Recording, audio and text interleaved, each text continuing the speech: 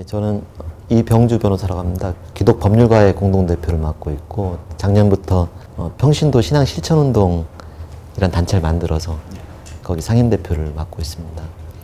이제 기후소송과 관련해서는 2020년에 청소년 기후소송 헌법소원을 처음 만들어가지고 제기를 하고 이번에 이제 그 청소년 기후소송과 시민 기후소송, 그다음에 아기 기후소송까지 병합해서 헌법재판소에서 기후소송 공개 변론을 진행할 때 그 팀의 이제 일원으로 이제 같이 참여해서 굉장히 열심히 이제 소송을 했었습니다. 네, 헌법재판소에서 진행하신 기후소송이 무엇인지 설명 부탁드리겠습니다. 저도 딱 5년 전에 지금 김 목사님 말씀하신 것처럼 기후소송이 뭘까 하고 이제 생각을 하고서 이제 시작을 했는데요. 이제 우리나라의 고등학생, 중학생 한 50명 정도가 2018년에 청소년 기후 소송단을 만들었어요. 지금은 이제 청소년 기후 행동이라는 이름으로 바뀌었는데, 그러니까 그 청소년들이 기후 위기가 심각하다. 이제 이거에 대해서 대응을 할 수 있는 소송이 필요하다. 이제 이런 생각으로 모여가지고 전 세계적으로 이제 그레타 툰베리 이후에 이제 그 청소년들이 기후운동에 나선 때였으니까 기본 취지는 다른 환경소송보다도 이게 조금 더 이렇게 제 마음에 호소력이 있었던 거는 청소년들이 어른들한테 우리를 살려달라는 호소다 이거는.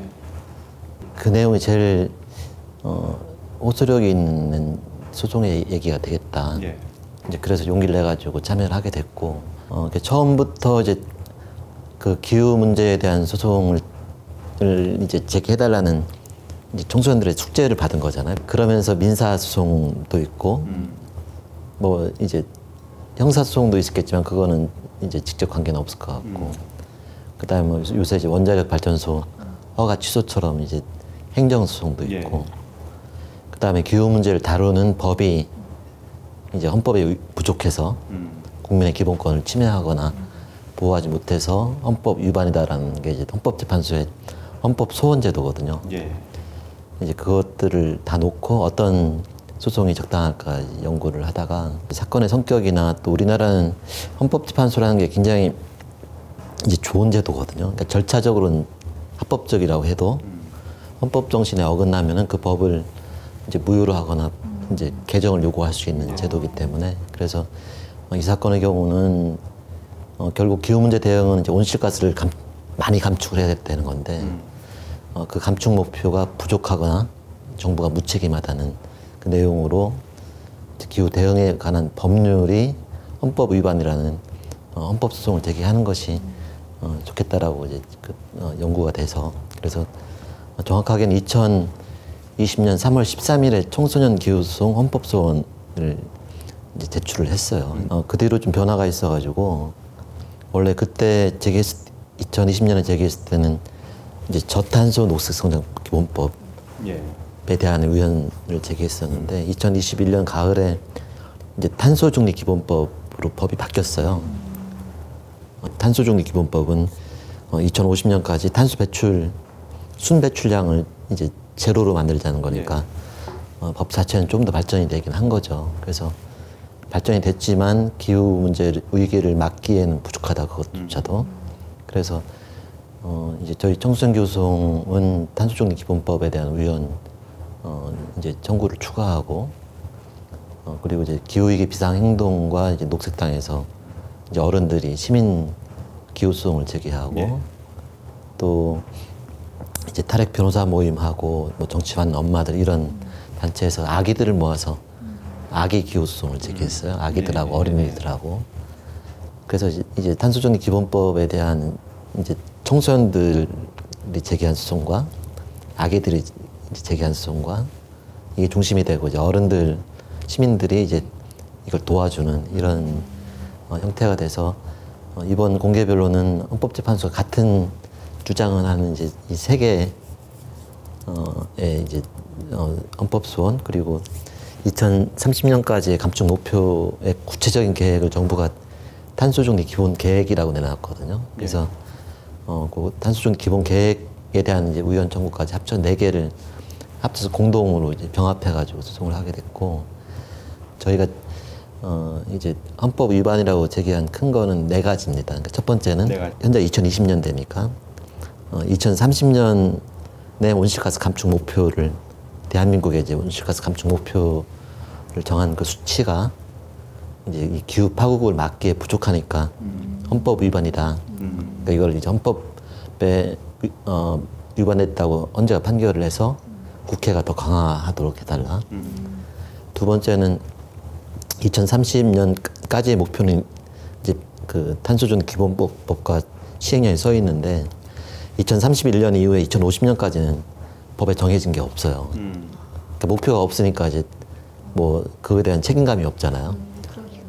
그래서 이제 2031년 이후에 2050년까지의 기간에 대해서도 온실가스 감축 목표를 법으로 정해라. 이게 이제 독일에서 2021년에 저희랑 거의 비슷한 소송에 우연 결정이 나왔어요. 독일에서는. 이제 그 이유가 바로 이제 이 31년 이후에 감축 목표를 정하지 않은 거였고, 세 번째는 온실가스 감축 목표를 정해도 그 집행을 보장하는 규정이 하나도 없어요.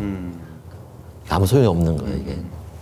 이제 그것도 이제 독일의 경우는 온실가스 감축 목표를 법으로 정한 건 법적 구속력이 있고, 만약 한 해에 그 해의 목표를 달성을 못하면은 이제 그게 이제 그 예산처럼 이월돼 가지고 그 뒤에 이제 책임을 진다는 이제 규정들이 있거든요. 근데 우리나라는 그런 게 하나도 없이 숫자만 딸랑이 있어요. 실제로 이 탄소중립 기본법 이전에 저탄소 녹색 성장 기본법일 때 2010년 이명박 정부가 2020년 감축 목표를 한국에서 온실가스를 이제 5억 4,300만 톤 배출한다고 세웠다가 2016년에 박근혜 정부 때 그 시행령을 바꾸면서 2020년 목표를 그냥 살짝 없애버리고 2030년 목표를 5억 3,600만 톤으로 거의 같은 숫자로 10년만 뒤로 미룬 적이 있어요. 그러니까 결국 우리는 2020년에 뭐 탄소를 줄인다고 외국에 이제 선전을 많이 했는데 유럽은 실제로 굉장히 많이 줄였고 그 기간 동안 미국도 조금은 줄었는데 우리나라는 거꾸로 올라갔어요.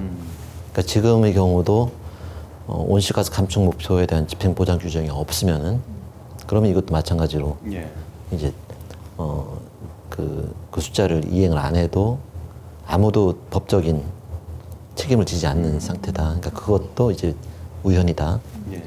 그 다음에 2030년까지의 이제 그 목표, 구체적인 목표를 잡은 탄소중립 기본계획, 이것도 굉장히 기만적인 내용이어서 이것도 우연이다. 그러니까 이제 2030년까지 2018년 제일 많이 배출했던 시기에 비해서 40%를 감축한다는 게 현재 법과 시행령의 목표거든요. 근데 이 정부가 정한 그 탄소중립 기본계획은 선형도 아니고 오목도 아니고 이렇게 볼록해요. 그러니까 현재 정부는 거의 줄이질 않고 그 뒤에 누가 오든지 뒤에 정부가 줄여라 이런 거여서 이것도 이제 헌법적인 진심이 없는 거죠. 그 다음에 2018년은 총 배출량, 2030년은 순 배출량으로 숫자를 좀 조작을 해가지고 이제 실제로는 40%가 아니고 30% 정도밖에 줄이지 않는 거로. 그래서 이거는 이제 이 계획도 명확하게 헌법 위반이다. 또 기후에 대한 무책임이 계속 유지되기 때문에 거기에 대해서도 헌법 위반 선언해달라. 이제 이렇게 5가지를 청구했고 제일 핵심적인 거는 이제 2030년 현재의 목표가 부족하다는 겁니다. 그래서 결과를 생각하면은 이제 독일의 경우도 우연 결정이 나서 이제 그걸 이제 헌법 불합치 결정이라고 하거든요. 이제 헌법에 불합치된 거니까 국회가 일정 시기까지 법을 헌법에 맞게 이제 고쳐라, 개정을 하라고 명령을 하는 게 되고, 독일의 경우는 독일 연방헌법재판소가 2021년 3월에 판결을 하고 한 서너 달 이내에 독일 연방의회가 법을 다 고쳐가지고 더 강화를 시켰어요. 그러니까 우리나라도 헌법재판소가 숫자를 딱 정해주는 건 아니고 이 숫자가 이제 그 기후위기를 맞게 부족하니까 법을 고치라고 헌법 불합치 결정을 하면은 이제 대한민국 국회가 법을 더 강화시키고 대통령이 거부권을 행사하지 않으면은 더 강화시키는 결과를 지금 이제 목표로 하고 있습니다. 예. 기후 소송을 청구한 그 청구인들은 누구인가요? 청구인은 이제 대한민국의 청소년들, 저희 19명이 이제 위임장을 냈는데 실제로는 위임장을 안 냈어도 이제 청소년 세대 전체가 의뢰인이라고 생각을 하고 했죠. 그 다음에 이제 아기 소송은 아기들을 모아서 이제 했는데 아기들을 모으니까 초등학교 다니는 언니 오빠들이 왜 우리는 안 넣어주냐고 해가지고 또 이제 초등학교 어린이들이 많이 들어왔어요. 그리고 이제 그 시민들도 참여를 하고 그래서 총 의뢰인은 지금 저희가 200 몇십 명인데 실제로는 이제 국민 전체가 이제 청구인이라고 지금 인식을 하고 있고 상대방은 이제 대한민국 정부입니다. 이 법률에 대한 법률이 헌법 위반이라고 하는 거니까 법을 만든 이제 국회와 이제 대통령을 포함한 대한민국 정부가 이제 피청구인이 돼서 일반 재판처럼 저희 청구인들이 원고 그 이제 정부 쪽에서 변호사들이 피고 이렇게 된 셈입니다. 그러면 기후 소송을 진행하셨던 그 변호사님들은 어떤 분들이셨나요? 이제 저희 청소년 기후 소송이 제일 먼저 시작을 4년 전에 했는데 이제 저희 팀은 이제 두 팀이 모였어요. 저하고 제 후배는 김민경 변호사로 이제 거기도 크리스찬 변호사인데 이제 기후나 환경 문제에 대해서 사실 깊이 알던 사람들이 아니었어요. 그리고 플랜 1.5라는 기후 운동에 이제 전념하는 사단법인을 만든 이제 기후 변호사들 젊은 친구들이 두 팀이 같이 합쳐가지고 기후 문제에 대한 전문성은 이제 그 플랜 1.5에 윤세종 변호사하고 최창민 변호사 이 팀이 그다음에 이제 소송을 어떤 식으로 만들고 이제 어떤 식으로 주장을 할지 이제 이거에 대한 연구는 저하고 이제 김민경 변호사가 주로 한 셈이고요. 그 뒤에 이제 지금 이번에는 세 팀이 다 합쳐가지고 7명의 변호사하고 이제 두 분의 미국 변호사가 같이 팀으로 했는데 시민소송은 지금 녹색당 정책위원장을 했던 이제 이치선 변호사 그리고 이제 아기 기소소송은 요새 뭐 공익 인권 소송에는 거의 도맡아 하다시피 하는 김영희 변호사하고 이제 김석연 변호사 이렇게 팀들이 모여서 해서 2월 달부터 5월 달까지 이제 공동으로 공개변론 준비할 때는 뭐 거의 매주일 이제 다 모여가지고 준비를 했었습니다. 기후 위기라는 말이 있는데 이 기후 위기가 어떤 의미고 기후 소송이 가지는 그 정확한 의미가 무엇인지 좀 말씀해 주시면 고맙겠습니다. 처음 시작할 때는 이 절차법적으로 문제가 있어가지고 위헌 판결을 받을 수 있겠다. 이제 이런 생각을 이제 많이 했었어요. 그러니까 그 저탄소 녹색 성장 기본법은 그 정부가 감축 목표를 정할 수 있다라고만 법률 규정에 써 있었거든요. 이걸 가지고 시행령을 만들어서 이제 했던 건데 헌법 75조에 포괄 위임 금지 규정이라고 해가지고 법률의 내용을 시행령에 위임할 때는 그냥 백지로 위임하면 안 된다. 어떤 기준과 어떤 원칙에 따라서 시행령을 만들지를 정해야 되고 법률에 그 내용이 없이 백지 위임을 하면은 시행령은 이제 무효다 이렇게 법률과 시행령은. 그래서 그걸 가지고 이제 우연 결정을 받을 수 있겠다 절차적인.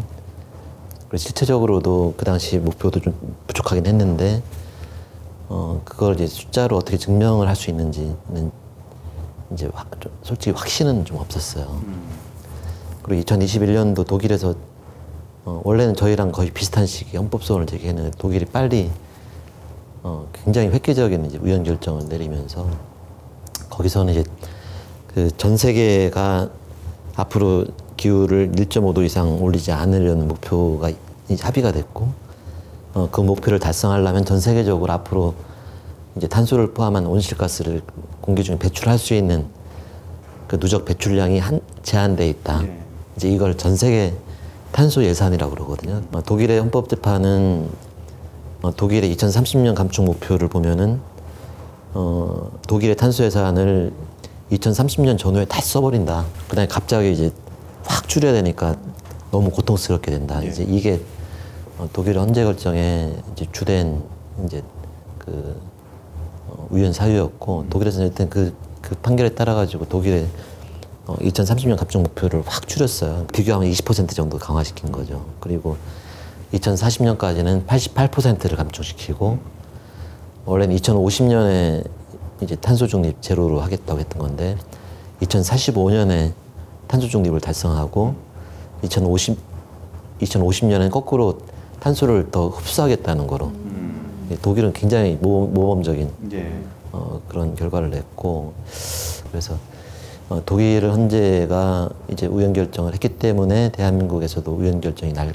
가능성이 크고 이제 이번에 4월 21일에 1차 공개 변론을 하고 이제 4월 23일, 5월 21일에 2차 공개 변론을 한 기간 동안에 법정에 가서 변론하는 내용도 준비하고 이제 우리 여러 팀에 했던 주장들도 다 새로 정리해서 거의 매주마다 한 100페이지 이상 되는 서면을 다 내고 이제 가서 구두 변론하는 거에 대해서는 한 뭐 10번씩 같이 리허설하고 준비하고 이랬었거든요.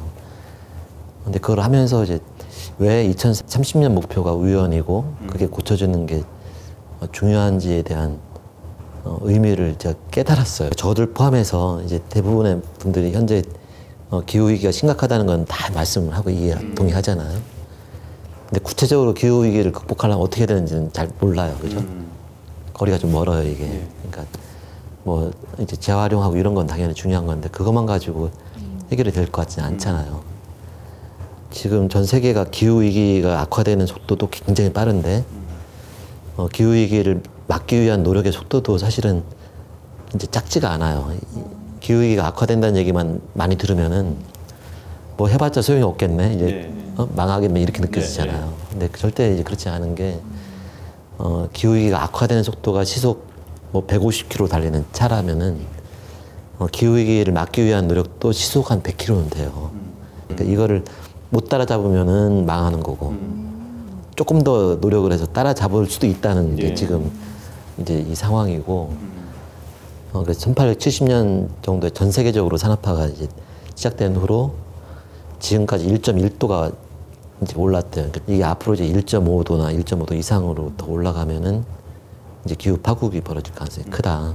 1.5도라고 하는 목표를 파리 협정을 만들어서 전 세계 거의 모든 국가가 참여하고 굉장히 큰 성과를 낸 거예요. 이제 그러니까 이제 정부가 기후 과학자들의 걱정을 다 동의를 해준 거예요. 이제 그래서 파리 협정이 전 세계를 다 모은 성과가 있었고 원래는 이제 2015년 9월에 파리 협정의 조문은 1.5도 이상 올라가지 않도록 노력하고 2도보다 현저히 낮은 온도로 이제 제한해야 된다라는 이제 전 세계 지구 기온 온도 목표를 합의를 했어요. 그 뒤로 벌써 이제 한 9년 정도 되니까 여러 국제 보고서와 이제 회의들을 통해서 2도보다 현저히 낮은 온도는 실제로 1.5도랑 지금 거의 비슷한 거로 1.5도로 이제 통일이 된 셈이고요. 목표가 정해진 거죠. 그러니까 1.5도 이상 올라가면 안 된다. 그러니까 전 세계가 1.5도까지 막을 수 있는 그 탄소 해산만큼만 배출하도록 막아야 된다. 이런 목표가 합의가 된 거는 굉장히 훌륭한 거였고 전 세계 국가들이 그걸 지키면 사실은 기후 위기를 막을 수 있다는 거예요. 예. 근데 그 앞에 이제 그 파리 협정 이전에 도쿄 의정서라고 하는 그러니까 유엔에서 기후 변화 협약이란 걸 만들고 몇 %까지 줄이라는 거를 숫자를 정했었어요. 이러니까 이제 나라들이 뒤에 슬슬 탈퇴해 버리는 거예요. 그 파리 협정은 할 수 없이 부득이하게 나라들이 도망가지 않게 하려고 이제 책임감 있게 국가별로 온실가스 감축 목표를 내라. 국가 결정 기여라고 영어로는 Nationally Determined Contribution, 그러니까 NDC라고 하거든요. 이제 그런 상황이 되니까 그거를 1.5도를 막을 수 있으면 좋은데 이제 유엔에서는 유엔 환경계획이 매년 각 나라의 감축 목표 NDC를 모아가지고 이 숫자들이 지켜지면은 지구 온도가 얼마 올라갈지를 이제 검토를 해가지고 그 전망치를 이제 합의를 해가지고 보고를 하는데 1.5도로 막을 수 있는 게 아니고 2.9도까지 올라간다는 거예요. 이 세기 안에. 그러니까 너무나 명백한 이제 격차가 벌어진 거예요. 그런데 파리 협정이나 유엔은 각 나라한테 니들이 얼마를 더 올리라고 강제를 할 수가 없어요. 그러니까 이제 이 상태로는 한국을 포함해서 각 나라들이 우리 조금 줄여요 이제 이렇게 얘기를 해도 결국에는 이제 앞으로 이제 이런 기후 파국이 이제 벌어지는 게 눈에 뻔히 보이는 상태인 거죠. 그래서 이 상태를 도대체 어떻게 막을 수 있냐는 게 결국 지금 전 세계 기후 위기 대응 운동의 이제 숙제인데 이런 상황에서 2015년 파리 협정 이후에 전 세계적으로 기후 소송들이 많이 벌어지기 시작한 거예요. 그러니까 이제 그동안 요 기후 위기 대응에 대한 법은 국회가 만들고 각 나라에 입법부가 만들고 이제 대통령이나 뭐 이제 내각이나 행정부가 집행을 했잖아요. 그런데 그것이 부족하다는 거를 사법부에 이제 시민들이 이제 제기를 하기 시작한 거죠. 그래서 제일 먼저 돌파한 게 네덜란드 정부의 감축 목표가 부족하다는 걸 제기해서 2019년 말에 승소 판결을 했어요. 그러니까 네덜란드 좀 작은 나라지만 이 기후 소송에서 이제 돌파구를 처음에 바위를 뚫은 역할을 했던 거죠. 그리고 지금 전 세계를 합치면은 거의 뭐 2,000건 가까이 이 기후 관련된 소송이 이제 제기가 되고 있다고 하는데 그 중에서 제일 대표적인 소송이 독일의 기후 소송하고 이제 우리가 하고 있는 대한민국의 기후 소송이 두 가지인 셈이에요. 독일에서 실제로 그 기후 소송에서 우연 판결이 나면서 독일의 감축 목표를 줄였단 말이에요. 그러니까 지금 벨기에 법원에서도 줄이라는 판결이 났어요. 그 다음에 이번 4월에는 유럽 인권재판소에서 노인들이 스위스 정부를 상대로 한 재판에서 스위스도 감축 목표를 더 강화시키라는 판결이 지금 이제 다 이제 확산되고 있고, 그러니까 대한민국에서도 대한민국의 감축 목표를 줄여야 된다는 우연 판결이 나면은 아시아와 유럽의 모든 대륙의 모든 국가 법원에서 이제 저희 같은 기후 소송이 제기되고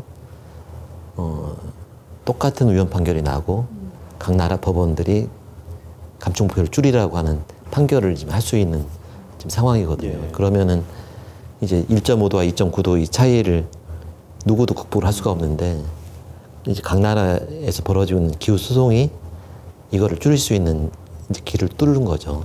이제 그거에서 독일의 기후 판결이 이제 커다랗게 깃발을 세운 거고, 대한민국의 헌법재판소에서 우연 판결로 깃발을 세우면은 이제 유라시아 대륙 양쪽 끝에서 깃발이 세워지는 거죠. 일본에는 아직 기후 소송이 없는데 저희가 이기면은 아마 기후 소송이 제기될 거고, 지금 타이완에서도 기후 소송 준비가 되고 있다고 들었고, 이제 정상적인 사법부를 가지고 있는 모든 나라에서 이 선례를 따라갈 수밖에 없다. 그래서 마지막 이제 최종 변론할 때도 그 얘기를 했어요. 기후 위기를 막기 위한 파리 협정의 노력이 큰 성과를 냈는데 지금 1.5도와 2.9도의 차이를 극복할 수 없는 파리 협정의 위기에 왔다. 이제 이러면 기후 위기는 막을 수가 없게 된다. 누구도 이 문제를 해결할 수가 없는 것 같다. 그럼 도대체 지금 이 상황을 누가 이제 해결할 수 있느냐? 이건 지금 이제 기후소송 공개 변론을 심리하고 있는 대한민국 헌법재판소의 이제 9분의 헌법재판관이다.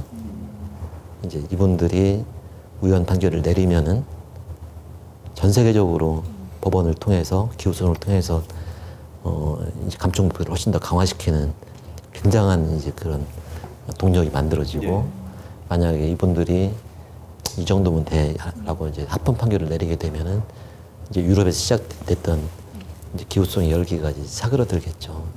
뭐 아마 7월 말이나 8월 말 중에 헌법재판소 판결이 내려질 것으로 예상하고 있는데, 뭐 변호사가 이제 사건의 결론을 뭐 짐작하고 예언하는 건 좀 어리석은 일인데, 굉장히 재판을 열심히 하고 진지하게 재판관들이 임했었어요. 저 개인적으로는 이 소송하면 고생할 텐데 하기 싫어하고 자꾸 도망을 치다가 이제 고등학생들 집회를 가서 우리는 이제 성인이니까 잘 못 느끼는데 이제 이 청소년들은 자기 운명으로 울면서 호소하는구나. 그러니까 이거를 그러니까 나도 아빠인데 아빠들이 이제 모른 척하고, 헌법재판소 재판관들도 이제 아버지 어머니 또 뭐 또 할아버지 할머니일 거 아니에요. 이걸 모른 척한 건 너무 무책임하다는 생각으로 이제 제가 가진 전문적인 소송을 이용해서 기여하자는 생각을 가지고 온 건데 지금은 이게 단순한 소송보다도 실제로 전 세계 기후위기 대응과 또 기후운동에 크게 도와줄 수 있는, 또 대한민국은 그동안 계속 온실가스 감축을 하지 않고 오히려 2018년까지 올려왔기 때문에 기후 악당으로 소문나 있거든요. 근데 이번에 우연 판결을 내리게 되면은 과거에 이제 그런 기후 악당의 죄를 짓고 전 세계적인 기후 위기를 대응하는 거에 거꾸로 큰 역할을 할 수 있는 기회도 되겠구나 싶어가지고 개인적으로는 이제 굉장히 크게 보람을 느끼고 있죠. 예.